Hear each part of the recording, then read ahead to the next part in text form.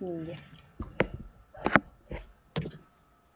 Buen día a todos. En esta oportunidad daremos a conocer acerca sobre las finanzas y la maximización del valor. Para poder entender mucho mejor estos temas, debemos de tener en cuenta qué significan las finanzas corporativas. Pues las finanzas corporativas son la disciplina que se encarga de tomar decisiones estratégicas sobre el uso, la obtención y administración del dinero, con el objetivo de crear y asegurar el crecimiento sostenible de una empresa en un largo tiempo. A diferencia del enfoque tradicional que se centraba solo en contar dinero o registrar operaciones, las finanzas analizan aspectos fundamentales tales como los flujos de efectivo, los riesgos y el valor del dinero en el tiempo. El rol de las finanzas. Las finanzas corporativas se encargan de administrar el dinero dentro de una empresa para tomar decisiones que permitan invertir, financiarse y crecer, pues hoy en día las finanzas corporativas no solo se encargan de registrar las operaciones, sino que analizan qué invertir, cómo financiarse y cómo administrar los recursos de manera eficiente. Y eso se hace con las siguientes preguntas. ¿En qué invertir? ¿Cómo conseguir el dinero? Y cómo usarlo efectivamente. Pues nosotros, para poder tener una empresa que tenga un crecimiento, una rentabilidad y una sostenibilidad, debemos de maximizar nuestros valores. Y para poder maximizar nuestros valores, debemos de considerar de que nuestros insumos, nuestros productos sean de buena calidad, y para que eso pueda suceder debemos de tener una inversión muy grande y una buena planificación, ya que si tenemos una mala planificación, vamos a generar, sí, ganancias, pero esas ganancias solo se van a dar en corto plazo. Pero eso no es maximizar, sino maximizar es tener ganancias, generar ganancias y realizar las ganancias, pero con el sentir de tener esas ganancias en un largo tiempo.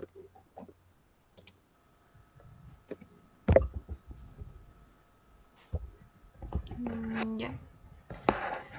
Eh, Continuando, hablaremos sobre el segundo capítulo, que es sobre los estados financieros y el flujo de efectivo. Bueno, aquí vamos a ver cómo se leen los estados financieros de una empresa y por qué el flujo de efectivo es más importante que una utilidad contable.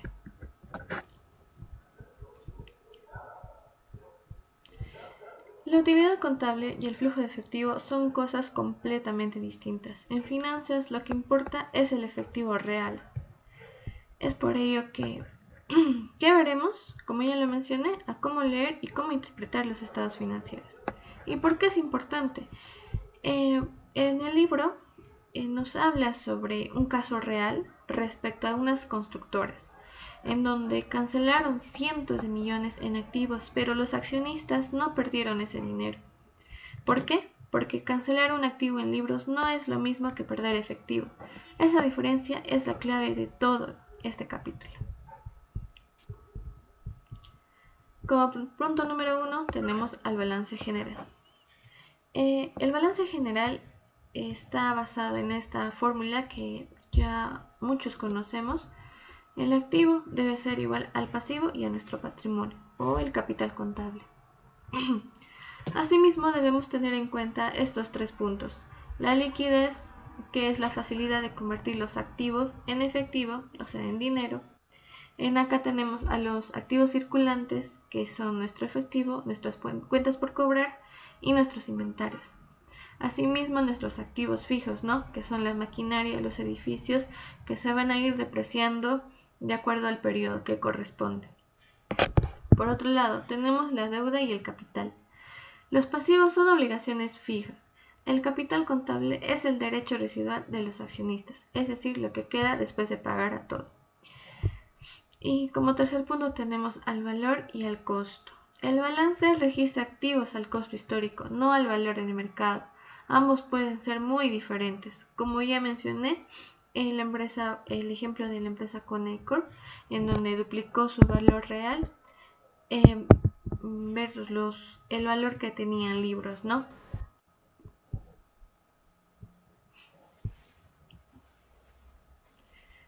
Bueno, cabe agregar que el balance general se podría decir que es como una fotografía en donde te muestra qué tiene la empresa y cómo lo financió en un momento exacto. Bueno, como ya lo mencioné, esta ecuación debe cuadrar sí o sí y lo que aparece ahí es el costo histórico, no el valor del mercado. Por otro lado, acá tenemos al estado de resultados, en donde nuestros ingresos menos nuestros gastos deben brindarnos utilidades. En la GAP nos menciona que los ingresos se registran cuando se gana, aunque el cliente aún no haya pagado del todo, ¿no? Es decir, que es una venta al crédito, pero esta ya aparece en nuestro estado de resultados. Nuestras partidas sin efectivo. Como bien sabemos, la depreciación es un gasto contable, pero el dinero ya salió antes. Es decir, que los impuestos diferidos se registran, pero aún no se pagan al fisco. Y como tercer punto tenemos al costo fijo y al costo variable. Este va a depender del tiempo. Nuestros costos fijos a corto plazo pueden ser nuestros intereses, el alquiler, que no cambian con la producción, pero estas ya se vuelven variables a partir de largo plazo. Para agregar algo al estado de resultados, se podría decir que si el balance es una foto, el estado de resultados se podría considerar como un video, ya que este va a registrar todo lo que pasó en el año, cuidando con la depreciación y los impuestos diferidos, porque son gastos contables que no representan dinero saliendo realmente. Aquí tenemos a los impuestos corporativos. En el libro nos menciona dos tipos de tasas, la tasa promedio y la tasa marginal. En la tasa promedio es nuestro total de impuestos pagados dividido entre las utilidades gravables. Por ejemplo, tenemos un total de impuestos pagados de $61,250 y para ello nuestra tasa promedio la vamos a dividir entre nuestras utilidades gravables, con un resultado del 30.6%. Este es el porcentaje total del ingreso destinado al pago de impuestos que se va a realizar. Por otro lado, tenemos la tasa marginal. Es el impuesto que vas a pagar por el adicional de cada dólar que vas a ganar. Por ejemplo, si ganas $200,001, el dólar adicional se va a gravar al 39%.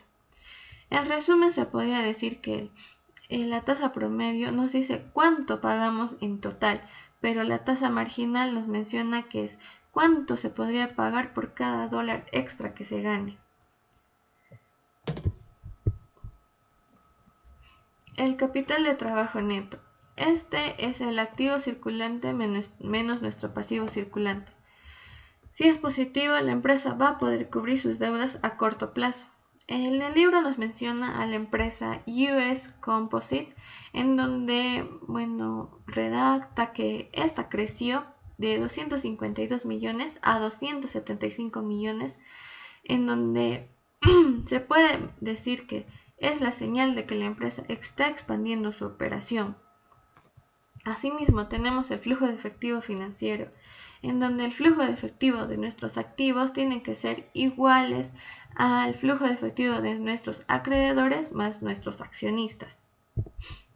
Esta es la parte más importante, porque el flujo de efectivo real tiene tres componentes: lo que genera la operación, lo que sale en inversiones y los cambios en el capital de trabajo.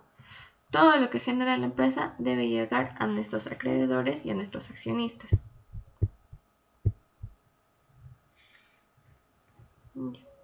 Ya, continuando con la exposición, yo les voy a hablar sobre los factores que determinan el valor. Para maximizar el valor, no basta solo con tomar las buenas decisiones. Hay que entender que las variables mueven la aguja del precio de la empresa.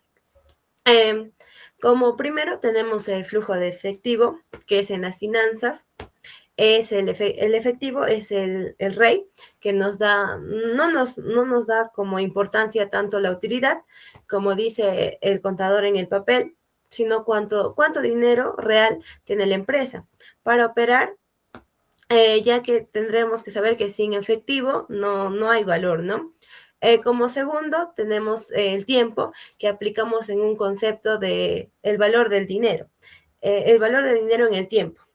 Si hoy tengo un sol, no, perdón, si un sol hoy vale más que un sol de mañana. Por eso siempre buscamos que los beneficios lleguen lo más antes posible, ¿no? Como tercero, tenemos el riesgo, que es a mayor riesgo, los inversionistas nos van a exigir más rentabilidad. Si el riesgo sube y no complacemos las ganancias, el valor de la empresa va a caer. Por otro lado, también tenemos lo que es la ética y el gobierno, la cual ahora no podemos hablar de maximizar el valor sin hablar de la ética. Según el autor Ross, existe llamado el problema de la agencia, que esto solo pasa cuando los jefes buscan el beneficio, ¿no? En lugar de los dueños. La ética no es algo opcional. Una empresa que engaña o contamina tarde o temprano pierde el valor del mercado, ¿no? Porque nadie va a querer invertir en ella. Mencionando todo lo que les dije, acá tenemos lo que es el problema de la agencia, la ética como el valor del mercado y la sostenibilidad. En la sostenibilidad, las finanzas modernas van a reconocer que para perdurar, la empresa debe ser responsable todo lo que pasa en su entorno, ya que las multas ambientales o el rechazo social son riesgos, ¿no? Financieros reales. Como conclusión, para finalizar nuestra exposición, les queremos dejar una idea clara, ¿no? Que las finanzas modernas ya no solo son sobre números o impuestos, sino también que se trata de una gestión estratégica que tendríamos que lograr, ¿no? Si logramos equilibrar buenas inversiones. Si un financiamiento barato y luego actuamos con la ética frente al riesgo, llevaremos a la empresa simplemente a existir a un líder en el mercado. Acá les he puesto en las conclusiones 3 puntos que se ha tocado en el libro, lo cual es la meta, es única, es la maximación de su valor por el dueño, ¿no? El otro es cómo logramos mediante el equilibrio, el maestro entre invertir, financiar y retribuir a través de los dividendos, ¿no? Y como tercero están los factores como el riesgo, el tiempo y la ética, que son más finalmente determinan a la empresa, ¿no? Simplemente para que sobrelleve a liderar a un mercado global. Eso sería todo lo que hemos expuesto mi grupo y yo. Muchas gracias.